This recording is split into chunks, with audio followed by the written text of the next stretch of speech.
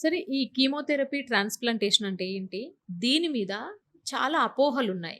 అంటే మీరు అబ్జర్వ్ చేసినటువంటి నిజాలేంటి? అపోహలేంటి? మామూలుగా కీమోథెరపీ అనంగానే పేషెంట్స్ చాలా భయపడిపోతారు. ఎంత ఇబ్బంది, ఎంత నొప్పి, ఎంత బాధ ఈ కీమోథెరపీ తీసిన వాళ్ళకి ఉండొచ్చు అని అనుకుంటారు. నిజానికి చెప్తే ఈ బ్లడ్ క్యాన్సర్ చికిత్సలో వాడిన కీమోథెరపీ మనం పేషెంట్‌ని చెప్పే తప్ప వాళ్ళకి అర్థం కాదు.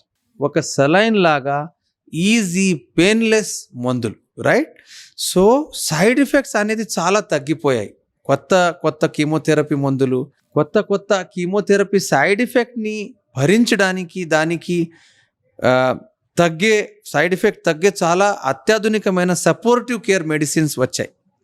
ఉదాహరణగా ఒక 20 సంవత్సరం ముందు కీమోథెరపీతో నౌజియా, వామిటింగ్, లూజ్ మోషన్స్, కడుపు ఇబ్బందులు చాలా ఉండేది. ఇప్పుడు చాలా అత్యాధునికమైన సపోర్టివ్ నాజియా, వామిటింగ్ తగ్గే మెడిసిన్స్, మోషన్స్ తగ్గే మెడిసిన్స్ వచ్చిన వల్ల రూపాయలు 99% పేషెంట్స్కి ఆ సైడ్ ఎఫెక్ట్ మొత్తం మనం కంట్రోల్ చేయొచ్చు, రైట్?